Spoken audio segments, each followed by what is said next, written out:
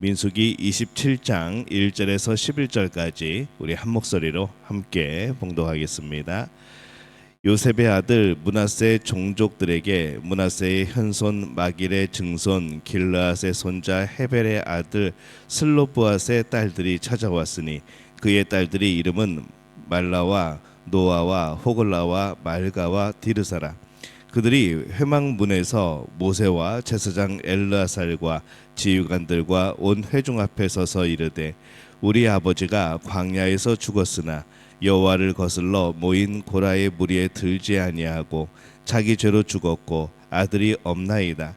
어찌하여 아들이 없다고 우리 아버지의 이름이 그의 종족 중에서 삭제되리이까.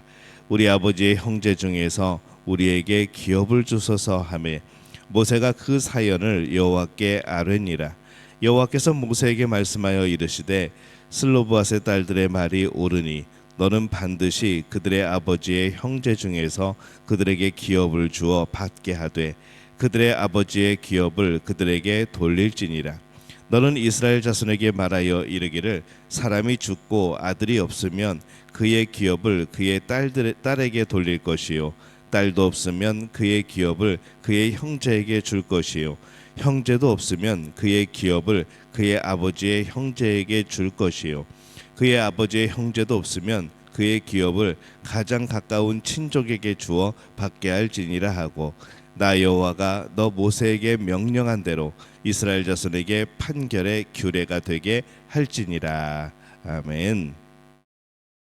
할렐루야. 하나님의 은혜가 오늘 새벽에 하루의 첫 시간을 주 앞에 드리는 우리 믿음의 가족들에게 함께 하시기를 예수님의 이름으로 축원합니다. 오늘 말씀은 이 슬로브앗의 딸들이 가나안에서 땅 분배에 자신들의 몫을 주장하는 그러한 내용을 담고 있습니다. 하나님께서 모세를 통해서 이 가나안에서의 땅 분배에 대해서 말씀을 하시고 난 이후에 이 슬로브앗의 딸들이 그것에 대해 고민을 하기 시작합니다. 오늘 말씀의 4절에 보면은 어찌하여 아들이 없다고 우리 아버지의 이름이 그의 종족 중에서 삭제되리이까. 우리 아버지의 형제 중에서 우리에게 기업을 주소서 하매. 그들은 그들의 아버지가 비록 아들이 없이 죽었지만 그렇다고 그것 때문에 이 아버지의 이름이 사라지는 것은 잘못된 것이고 또 자신들을 통해서 이 아버지의 이름이 남을 수 있도록 자기들에게도 땅 분배를 해달라고 지금 요청하고 있습니다. 당시에 땅 분배는 남자를 중심으로 이루어집니다. 여성의 경우에는 결혼할 때에 아버지가 주는 이 선물 그리고 지참금으로 이 물려받아야 하는 그 땅을 대신하여서 받은 것이죠. 남자 중심으로 땅이 분배되는 이유는 그래야 나중에 이 남자와 여자가 만나서 결혼하였을 때 남자와 다른 지파의 사람이 혹시 만나서 결혼하였을 때에 각 지파의 땅이 서로 섞이지 않고 서로 뺏기거나 서로 빼앗기지 않고 섞이지 않고 각 지파와 가문대로 그 땅이 보존될 수 있도록 그렇게 한 것이죠. 이제 그러나 이 슬로브앗의 경우에처럼 아들이 없이 죽으면은 이 슬로브앗의 가문은 땅도 없이 끝나는 것이 되기 때문에 그것에 대해서 이 슬로브앗의 딸들이 지금 항의를 하고 있는 겁니다. 이 성경에 나온 것이 아닐 때 그들은 모세에게 그것에 대한 해석을 요구할 수 있었고 모세는 하나님의 뜻을 찾아야 했습니다. 5절에서 6절에 보면은 모세가 그 사연을 여호와께 아뢰니라. 여호와께서 모세에게 말씀하여 이르시되 이렇게 말씀을 합니다. 이 모세는 하나님께 하나님의 뜻을 물어보고 또 하나님께서 모세에게 세부적인 것을 가르쳐 주시는 거죠. 그래서 결국 이 슬로브앗의 딸들은 당시 사람들이 당연하게 여기는 이 딸은 분배받을 땅이 없다는 생각이 이 하나님의 뜻이 아니라 하나님의 뜻은 오히려 아들이 없이 죽은 경우에 딸들에게 땅을 상속하는 것이 이게 하나님의 뜻이라는 것을 드디어 이제 밝혀지고 알게 되었습니다. 이것은 신앙인이 성경과 어떤 관계를 맺어야 하는지 잘 설명해주고 있는 그런 말씀입니다. 성경이 우리에게 많은 것을 분명하게 이야기하지만 우리는 항상 시대의 한계라는 것을 우리는 가지고 있습니다. 이 당시의 문명에서는 여자에게 땅을 주지 않는 것이 당연히 여겨지던 그런 시대였죠. 그래서 이 하나님의 말씀에는 그것에 대해서 말하고 있지만 않지만은 사람들은 여성에게 땅을 주지 않는 것이 당연하다고 그렇게 생각을 했던 겁니다. 그런데 이 하나님께 물어보았을 때 하나님의 뜻은 오히려 여성들에게도 땅을 분배하는 것이 이 하나님의 뜻이었던 것이죠. 36장을 나중에 보면은 이 대신 같은 가문에서 결혼을 하게 합니다. 그러면은 맨 처음에 원칙이 지켜지죠. 땅의 그 지파의 그 가문의 땅의 총량이 변하지 않는 겁니다. 같은 가문에서 결혼하기 때문에 그렇게 함으로써 이 각 지파의 땅의 모든 총량이 변하지 않게 하면서도 딸에게 땅을 줄 수 있는 방법이 또 생겨나게 된 겁니다. 우리는 성경을 해석할 때 자신의 문화 또 그 속에서 굳어진 상식으로 이 성경을 해석할 때가 참 많습니다. 우리가 정말 잘 알고 이 천동설도 마찬가지이죠.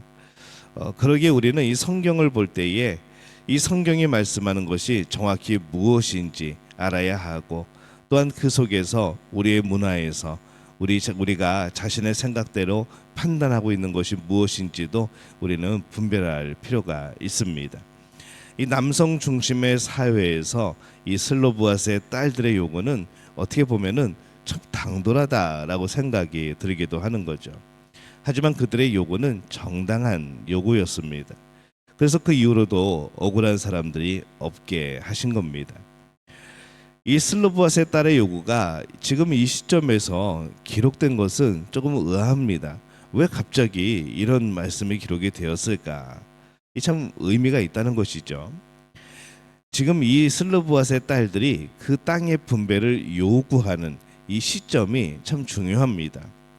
지금이 어느 때입니까? 이 성경에 말씀하는 때가 언제인가 하면은 아직 가나안에 들어가지 않았습니다.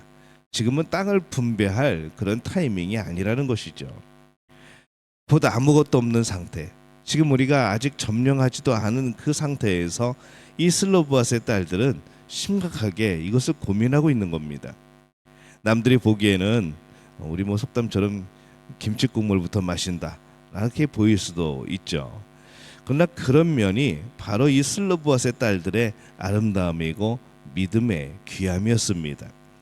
이 슬로브아스의 딸들의 내용은 많은 사건들 중에 이 성경에 기록이 되어지는 영광을 얻게 됩니다. 슬로브아스의 딸들의 믿음을 기억하라고 성경이 말씀하고 있는 거죠. 이 슬로브아스의 딸들의 믿음이 과연 무엇인가? 그들이 하나님의 약속의 땅을 현실적으로 여겼고 그것을 소망하고 있다는 겁니다. 그들의 믿음은 이 38년 전 이 가데스 바네아에서 가나안에 들어가라는 하나님의 명령에 이 정탐꾼들이 그 말씀을 어기고 또한 하나님을 불순종하고 또 하나님을 원망하였던 이 백성이 하나님을 원망하였던 그 모습과 정확히 반대되는 그런 모습을 발견하는 것이죠. 그때보다도 지금은 더 힘들고 어려운 시기를 지나왔습니다. 근데 그 와중에서도 이 슬로브아스의 딸들은 가나안에 들어갈 것을 확실히 믿고 있다는 것이죠. 그래서 그들이 그곳에 들어가서 얻게 될 땅에 대해서 지금 마치 땅을 분배하고 있는 것처럼 그것에 대해서 간절히 소망하고 있고 또 그것에 대해서 굳건한 믿음을 가지고 있었던 겁니다. 이 믿음은 참 단순하고 간단한 것 같지만 참 귀한 믿음입니다. 하나님의 약속에 대한 신뢰이기 때문에 그런 것이죠.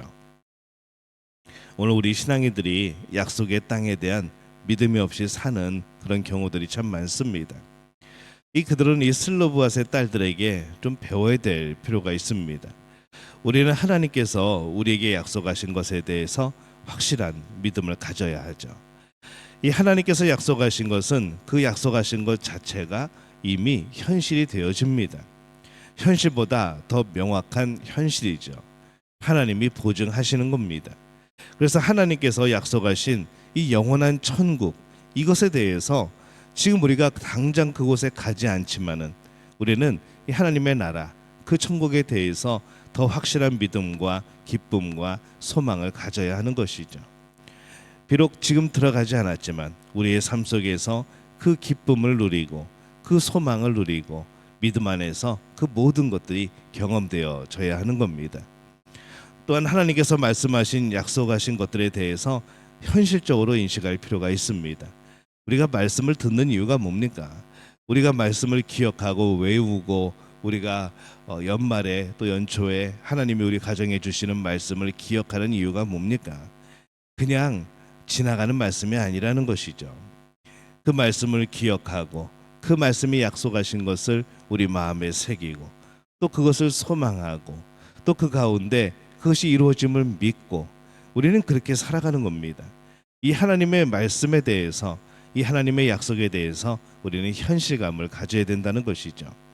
또 그것에 대해서 기뻐해야 합니다. 그래서 여러분 성경 말씀 읽을 때 또 설교를 들을 때 이 나오는 하나님 말씀에 대해서 그것이 정말 우리의 소망이 되어지고 여러분의 믿음이 되어진다고 한다면은 그것은 기쁨으로 받아들이시고 또 기억하시고 마음에 새기시기를 바랍니다. 하나님이 여러분에게 주시는 복이고 약속이라는 것이죠. 하나님께서 약속하신 것에 대해서 먼 일이라고 먼 미래의 일이라고 그렇게 막연하게 생각해서는 안 됩니다. 믿음은 그 먼 미래의 일이 당장 오늘 일처럼 느끼게 하는 것이고 또 오늘 감사하게 하는 겁니다. 하나님의 약속을 가슴에 품고 사는 믿음의 가족들 되시기를 바랍니다. 완성된 천국에 들어가는 것을 오늘 기뻐하면서 살아가시고 경험하시기 바랍니다. 하나님이 주신 약속들에 대하여서 오늘 우리가 이미 받은 것으로 생각하고 그렇게 믿고 또 오늘 기뻐하고 소망하는 그런 사람들이 되어야 하는 것이죠. 천국을 바라는 것은 허황된 생각이거나 우리 욕심이 아닙니다. 하나님의 약속 가운데 오늘 우리가 누리는 기쁨인 겁니다. 우리는 어떤 소망 가운데 살아가고 있습니까? 우리는 말씀을 현실로 받아들이고 있습니까? 남의 이야기처럼 안 이루어질 것처럼 그것은 나에게 해당되는 말씀이 아닌 것처럼 그렇게 오늘 우리는 살아가고 있지 않습니까? 오늘 말씀을 보면서 이 미래를 바라보는 미래에 부추실 것을 오늘로서 경험을 하는 그래서 기뻐하고 그래서 오늘 감사하고 오늘 하나님의 은혜와 사랑을 경험하는 그런 믿음의 가족들이 되어지시기를 예수님의 이름으로 축원합니다.